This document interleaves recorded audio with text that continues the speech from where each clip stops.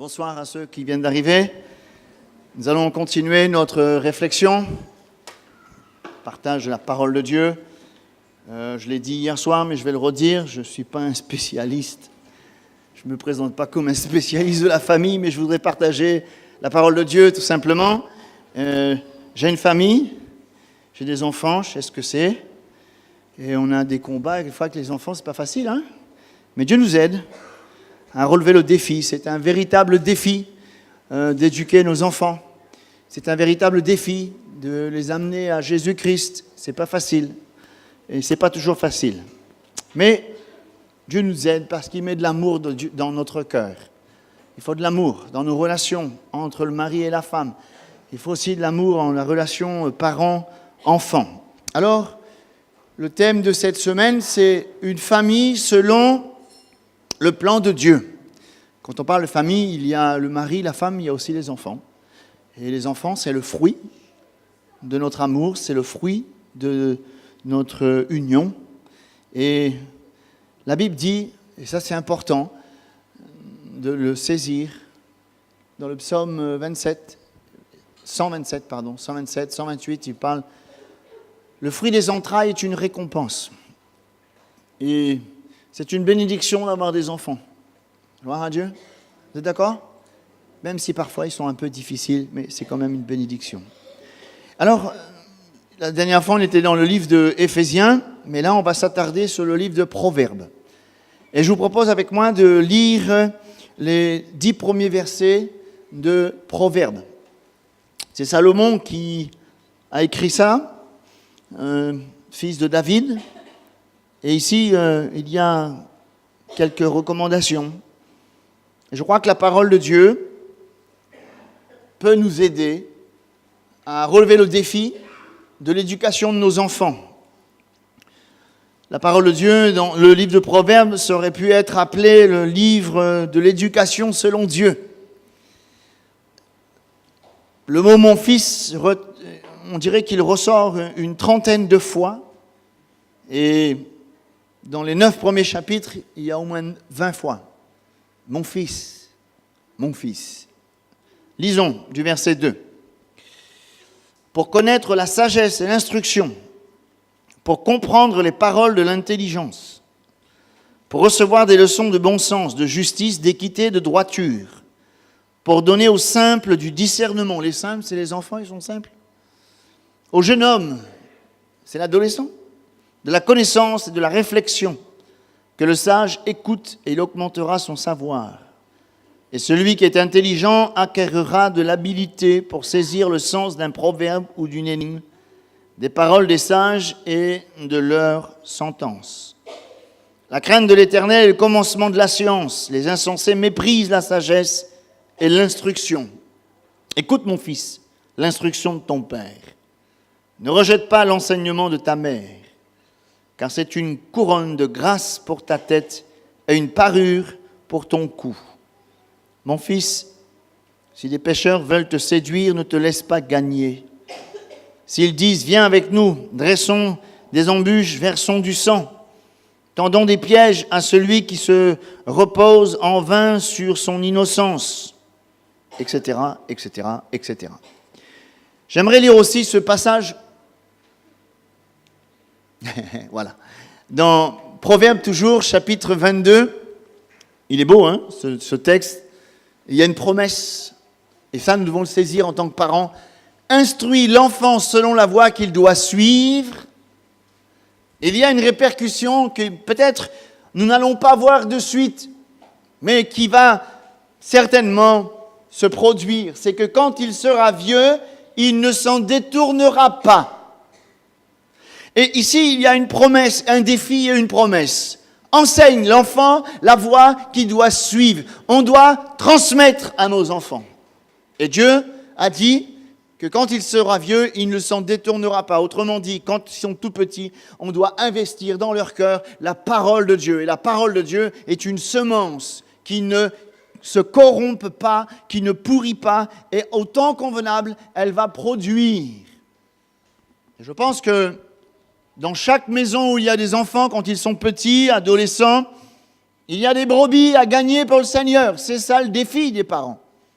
Des fois, nous voudrions gagner des âmes dans le village, mais dans la maison, il y a déjà des âmes. Parce que même si nos enfants sont nés dans un foyer chrétien, je rappelle, vous le savez, mais je le redis, que nous ne naissons pas chrétiens, mais nous le devenons par la foi en Jésus-Christ. C'est une grâce que nos enfants ont de vivre dans un foyer chrétien. Mais ils ne sont pas chrétiens. On le devient par la foi en Jésus. Et le défi, c'est de les amener à rencontrer Jésus, à le recevoir comme leur sauveur personnel. C'est un vrai défi, n'est-ce pas? Je pense qu'on va se poser quelques questions ce soir. Qu'est-ce qu'un enfant? Je ne suis pas un spécialiste, mais quand même, qu'est-ce qu'un enfant selon la parole de Dieu? Et en me servant du livre de Proverbes, on va essayer de répondre à cette question. Je crois que, premièrement, l'enfant est pécheur. Il est dit dans Proverbe 22, la folie est attachée au cœur de l'enfant. Le péché. Tous les enfants sont pécheurs. David a dit, ma mère m'a conçu dans le péché. Des fois, ils sont mignons, les petits. Oh, il est mignon, il est quand même né pécheur. Il n'y a pas une école où on apprend à pécher. Regardez un enfant, il est tout petit, il a volé du chocolat, il est gommé partout, il dit, j'ai pas volé du chocolat. C'est pas moi. Mais il n'a pas été à l'école pour apprendre ça. C'est sa nature. C'est sa nature. Dites-vous bien, frères et sœurs, qu'un enfant n'est jamais innocent. Il est pécheur, on ne l'apprend pas à mentir. Il est conçu dans le péché. C'est pour ça que nos enfants ont besoin d'être sauvés. Ils ont besoin de recevoir le pardon des péchés. Ils ont besoin de rencontrer Jésus comme sauveur personnel. Et c'est un véritable défi. Parfois, on voudrait mettre au compte de la société. Oui, c'est la génération, elle est comme ça, elle est désobéissante. Non, ce n'est pas la génération, ce n'est pas la société, c'est la nature pécheresse de l'homme. Oui, c'est l'école qui a déformé. Non, même s'il n'avait pas été à l'école, il aurait quand même menti parce que le péché est en lui. Et je crois qu'on doit accepter que nos enfants ne sont pas parfaits. Ils ne sont pas sans péché. Et c'est un véritable défi parce que nos enfants, s'ils ne rencontrent pas Jésus, ne seront pas sauvés. Ils peuvent venir au club, ils peuvent venir aux ados, à la jeunesse, ils peuvent venir au culte parce que quand ils sont chez nous, eh bien, ils dépendent de notre autorité. On va au culte. Allez, viens. J'ai pas envie. Viens. Il va venir. Il n'y a pas de problème. Il peut venir tous les dimanches, même venir toute la semaine. Mais s'il ne rencontre pas Jésus comme sauveur personnel, il n'est pas sauvé. Et tous nos enfants ont besoin de rencontrer Jésus pour être sauvés. Qu'est-ce qu'un enfant? L'enfant, dans Proverbe 1,4, il est dit pour donner au simple du discernement. Le simple. Je crois que cette parole de Proverbe nous montre que l'enfant, il est naïf. C'est ce que ici Salomon dit dans le mot simple, c'est naïf. Il croit tout ce qu'on lui dit. Il est dit dans Proverbe 14,15, l'homme simple croit tout ce qu'on lui dit. Et parfois, c'est là le défi. L'enfant est naïf, tout ce qu'on lui dit, un adulte dit, c'est bon, c'est vrai. Et c'est là que nous devons relever le défi, les éclairer, leur communiquer une morale, l'éthique chrétienne, la foi, la crainte de Dieu. Nos enfants, souvent, sont dans un monde imaginaire. Ils sont au pays des bisounours où tout le monde il est gentil, tout le monde il est beau. Mais nous devons leur mettre en face des réalités, leur montrer qu'il y a des dangers, particulièrement pour nos ados, avec Internet. Il n'y a pas que des gentils sur Internet. Il n'y a pas que des choses bien sur Internet. Et moi, je vous encourage, parents, d'aller faire un tour sur la page Facebook de vos enfants. Moi, je n'avais pas encore Facebook. Ma fille, je lui dis, viens ici. Donne-moi ton mot de passe. Ah non, donne-moi ton mot de passe. J'allais faire un tour dessus. C'est normal, je veux savoir ce qui se passe. Parce que Facebook, c'est un univers extraordinaire. Si Facebook était un pays, il serait le 3e plus grand pays du monde. Vous vous rendez compte? Et ils sont exposés à toutes sortes de choses. Mais ils ne sont pas conscients du danger. Et nous devons prémunir, nous devons les mettre en garde, leur apprendre qu'il y a des dangers, des choses à faire, à pas s'exposer. Des fois, je vois des jeunes filles, des ados, même des garçons qui sont là, ils se font des selfies dans une poche. Je leur ai dit une fois, je dis, mais demain matin, tu vas chercher du travail, le patron, il tape ton nom et il voit ça, mais il n'a pas envie de t'embaucher. Et ils n'en sont pas conscients. Parce que pour eux, tout le monde, il est beau, tout le monde, il est gentil. Et nous devons, nous, les avertir, nous devons être prudents.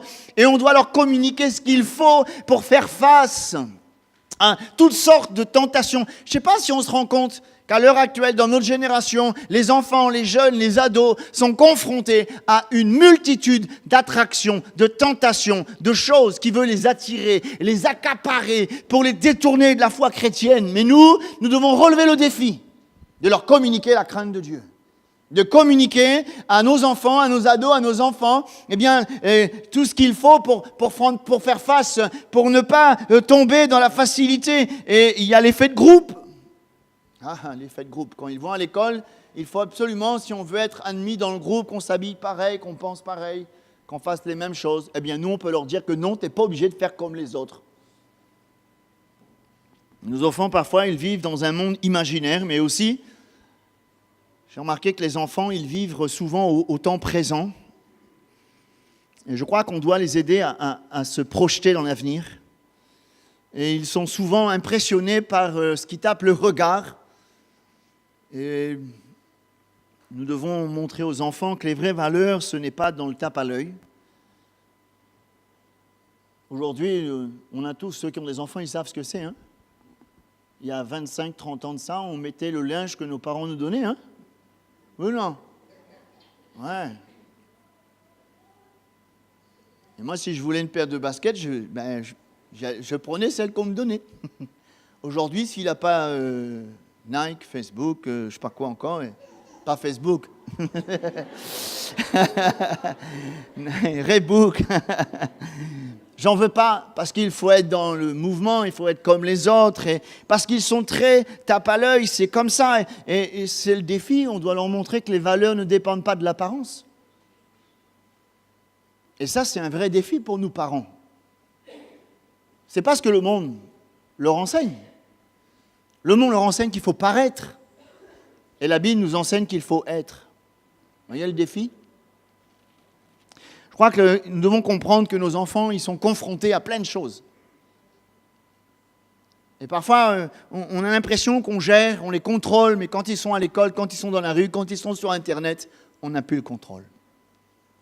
Et le défi, c'est de les préparer. Le défi, c'est de les armer, leur communiquer une morale, la crainte de Dieu. Ensuite, on peut dire que dans Proverbe 14, verset 15, il est dit « L'homme stupide croit tout ce qu'on dit, mais l'homme prudent est attentif à ses pas. » Et je pense que l'enfant, il est quand même facilement influençable. Parce qu'il est naïf, il est influençable.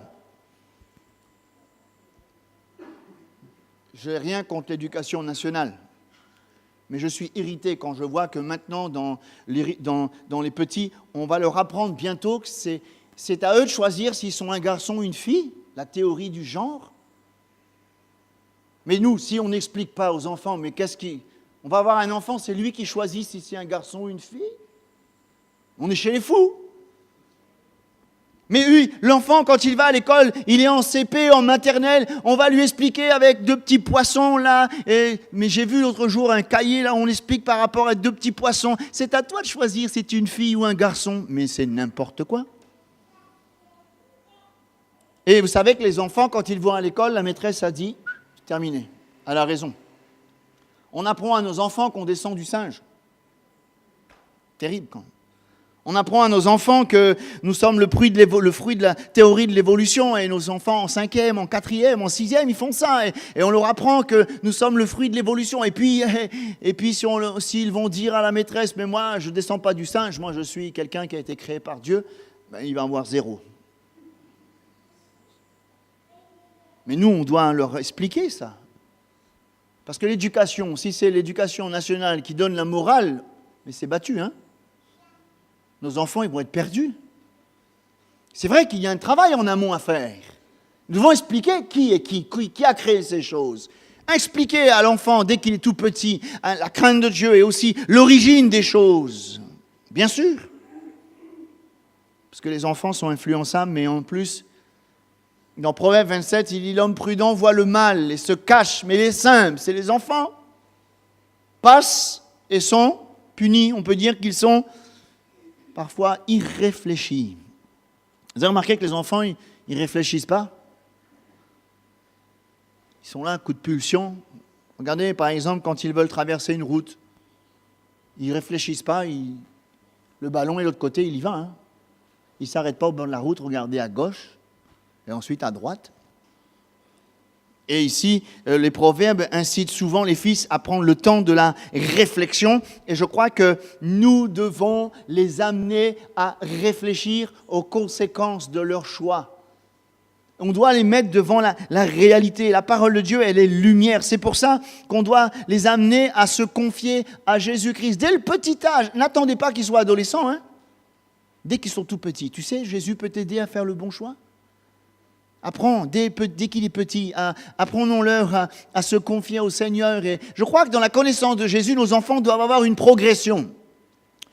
Jésus, c'est un ami, un confident, et plus tard un sauveur. Mais on doit aussi. Et puis, je me suis rendu compte que les enfants sont indisciplinés. Ils n'aiment pas la discipline. Celui qui aime la joie reste dans l'indigence, la pauvreté. Les enfants, ils n'aiment pas qu'on les reprenne, n'est-ce pas? Je crois qu'il y a un danger qui nous guette, c'est on ne veut pas aller à l'affront avec nos enfants, donc on passe sur tout. Il y a un passage dans la Bible, dans Ecclésiaste 10, verset 17. « Malheur à la nation dont l'enfant est roi. » Il ne faudrait pas qu'à la maison, c'est les enfants qui décident. Décident ce qu'on mange, décident ce qu'on fait, décident ce qu'on regarde à la télé, décident ceci. Ce n'est pas à toi de décider. Ils n'aiment pas la discipline. Il y a dans la Bible des exemples où les parents n'ont pas voulu reprendre leur enfant. Prenez David. Il n'a jamais rien dit à Adonijah. Rien. Surtout, il ne fallait pas lui dire grand-chose. Il ne fallait pas le reprendre. Il ne fallait rien lui dire parce que c'était l'enfant chéri. Ça a été une bombe à retardement. Adonijah, il était rempli d'orgueil. Il ne supportait pas que quelqu'un lui dise quelque chose. Si dès que les enfants sont tout petits, on ne les discipline pas, mais quand ils vont grandir, c'est une bombe à retardement. Quand ça sera l'adolescence et quand ils seront grands, ça va exploser. Et je crois que tout petit, il faut les discipliner. Et l'éducation doit avoir pour but de mettre en place la discipline dans la crainte de Dieu, apprendre la discipline, parce que dans le monde du travail, il y aura la discipline, partout il y aura la discipline, mais on apprend à la maison. Mes chères sœurs, mes chers frères, si vous ne reprenez pas vos enfants quand ils sont tout petits, c'est une bombe à retardement. Par contre, on peut dire aussi, en Proverbe 15, verset 5, « L'insensé dédaigne l'instruction de son père, mais celui qui a égard à la réprimande agit avec prudence. » On peut dire que parfois, c'est pas facile. Nos enfants, parfois, sont ingrats, on fait beaucoup, on donne beaucoup, on investit beaucoup, mais il n'y a pas de retour. Ce n'est pas toujours évident. Ça peut être même décourageant. On fait tout ce qu'il faut, on a tout fait, l'éducation, il ne manque rien, on essaye de les préserver, et puis il n'y a pas le retour escompté, mais ça c'est l'enfant, qu'est-ce que vous voulez? C'est comme ça. Mais nous ne décourageons pas, parce que la semence de Dieu, elle ne pourrit pas. C'est un investissement. Tôt ou tard, enseigne à l'enfant la voie qu'il doit suivre et quand il sera vieux, il ne s'en détournera pas, même si on ne voit pas le fruit. On dirait qu'on lui dit, on lui enseigne la crainte de Dieu, on lui enseigne les bonnes manières, on lui enseigne l'éthique chrétienne. Et quand il part à l'adolescence, on dirait qu'il va à l'opposé. Alors on jette l'éponge. Il fait ce qu'il veut maintenant, j'en peux plus avec lui. Alors on l'abandonne. Non, il faut continuer à l'aimer. Il y a peut-être des mamans qui ont des adolescents qui ne sont pas faciles. Continuez à l'aimer, continuez à prier pour lui ou pour elle. Continuez à lui parler de la parole de Dieu. C'est important, tôt ou tard, ça portera son fruit. Que dire?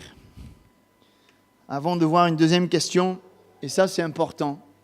Proverbe 16,4, il est dit l'Éternel a tout fait pour un but. Et je pense qu'ici, nous devons comprendre qu'un enfant est créé par Dieu. C'est Dieu qui nous l'a donné. Une fois, j'ai entendu une conversation d'une maman et l'enfant était là. J'étais mal à l'aise. Une femme qui était dans une salle d'attente avec son petit gamin de 3 ans. Puis elle racontait des choses. C'était pas obligé qu'elle dise ça devant tout le monde, mais elle a dit à son ami, tu sais, celui-là, c'est un accident, hein, je voulais pas l'avoir, il est là. Hein. Le gamin de 3 ans, il a entendu ça. Wow, c'est grave. Parce que l'on est en train de l'aigrir. J'aimerais dire que chaque enfant, c'est Dieu qui donne la vie. Vous êtes d'accord avec ça? Il n'y a pas d'enfant par accident. Celui-là, je ne voulais pas l'avoir. Mais ça ne veut rien dire, ça. Dans la Bible, il y a un homme dans Juge 11, c'est Jephthé. Sa mère était prostituée, son père l'a abandonné, ses frères l'ont rejeté. Il a été délaissé, il a été un mauvais garçon, mais Dieu l'a aimé. Il a fait de lui un héros de la foi, parce que c'est Dieu qui lui a donné la vie. Et je pense que chaque créature, chaque enfant, chaque bébé qui naît, c'est quand même Dieu qui donne la vie, oui, quelles que soient les circonstances. Hein. Ah ben oui, je ne voulais pas l'avoir, j'en ai déjà eu 2, il y en a un 4e qui est arrivé, qu'est-ce que tu veux que je te dise? Le Seigneur a donné, on doit le prendre comme une bénédiction. Et ouais. Et surtout, ne dites jamais ça devant vos enfants, c'est terrible. Alors, on va se poser une deuxième question. Comment éduquer? Parce que c'est un vrai défi, non? Si on n'apporte pas l'éducation de nos enfants, nous, qui c'est qui va le faire? Premièrement, il faut l'instruire. Instruire l'enfant selon la voie qu'il doit suivre et quand il sera vieux, il ne va pas s'en détourner. Dans le Proverbe 4, au verset 1er, « Écoutez mes fils, l'instruction. » Et c'est à nous de le faire. C'est à nous de l'instruire. Et le but, c'est de le prévenir. Et des fois, j'ai vu, par expérience, des parents chrétiens qui étaient tellement légalistes, au point où les enfants, dès qu'ils sortaient, viens ici, on va prier, dès qu'ils rentraient, on va rendre grâce à Dieu. Pas de télé, interdit la télévision, parce que la télé, c'est le diable. Et j'ai une famille, je connais une famille comme ça. Ces enfants, c'était terrible, c'était le légalisme. C'était carré, ils étaient privés de tout. Et quand ils sont arrivés à 16, 17 ans, tous sont partis. Tous ont eu une vie dissolue, tous. La brave maman, elle qui était sévère, elle qui était presque légaliste, elle a tout perdu. Elle a perdu tous ses enfants. Et il est bien dit dans la parole de Dieu, dans Colossiens 3, au verset 21, il est dit ceci, « Père, n'irritez pas vos enfants de peur qu'ils ne se découragent. » Ce n'est pas un rapport de force dans l'instruction. Il faut de l'amour. Il faut aimer nos enfants, même s'ils sont différents. On en parlera tout à l'heure. Même s'ils ont un caractère, même s'ils ne sont pas forcément dociles, mais on doit les aimer. C'est l'amour qui transforme, c'est l'amour qui bénit. Et parfois, on irrite parce que là, il ne faudrait pas qu'on soit des parents, parce qu'on est chrétiens. On cite des versets du matin au soir. Mais tu vas aigrir ton fils, ta fille, il ne sera jamais chrétien. Mais je crois que si dans l'instruction, nous devons aborder tous les domaines. Il ne devrait pas y avoir de sujet tabou. Je parle aux sœurs. Les sœurs, c'est à vous d'expliquer à votre petite fille, votre jeune fille, comment les choses de la vie vont arriver. Pas que ce soit l'école qui explique ça. Et le papa, il doit expliquer aussi les choses de la vie aux garçons. Et je pense que c'est à nous, parents, d'expliquer les choses. Et il n'y a pas de sujet tabou. Et je pense que si jamais c'est l'école qui va faire l'éducation sexuelle de nos enfants, mais c'est la catastrophe. C'est à nous d'expliquer les choses, qu'elle doit se faire respecter dans son corps. C'est à nous de l'expliquer. C'est à nous, à le garçon, de dire « Mais tu n'as pas le droit de faire n'importe quoi avec les filles. » C'est au papa de dire ça. Et c'est à nous d'expliquer à nos garçons, de dire « Eh oh, tu n'as pas le droit de faire n'importe quoi, tu ne fais pas n'importe quoi avec les filles. » Et on doit expliquer à nos jeunes filles de se faire respecter et d'expliquer la vie. Ne laissez pas n'importe qui faire cette éducation parce qu'elle sera trompeuse, elle va être immorale, l'éducation qu'on donne à nos enfants. Mais c'est à nous de le faire. Et puis, on doit se baser bien sûr sur la parole de Dieu. Moi, j'encourage, je parlais du culte personnel. On peut faire le culte de famille. Je pense que c'est intéressant. Moi, je me rappelle, mon épouse, à chaque fois que j'allais travailler, le grand matin, j'allais faire les gâteaux, elle levait les enfants avant d'aller à l'école, il y avait toujours une petite leçon de la Bible. Ça ne dure pas 5 heures de temps. Petite leçon, priez avec eux, 5 minutes. C'est une semence. Et n'ayez pas peur de répéter les mêmes choses, sans perdre patience. Donc, premièrement, il faut l'éducation. Deuxièmement, il faut le faire avec amour. Proverbe 23, 26. « Mon enfant, donne-moi ton cœur, que tes yeux prennent garde à mes voies. » L'importance. Je crois qu'il faut qu'il y ait le contact. Mais, j'ouvre une parenthèse. Et là, je m'adresse peut-être à ceux qui ont 3 enfants, 2 enfants, même déjà 2. Le piège qui nous guette, c'est que le premier, il a eu son bac, il a une licence, il a un master, il a réussi, on est fiers de sa réussite. Le deuxième arrive derrière, tu vas faire comme ton grand frère, tu vas avoir ton bac, ta licence et ton master, et peut-être qu'il n'est pas fait pour ça aussi.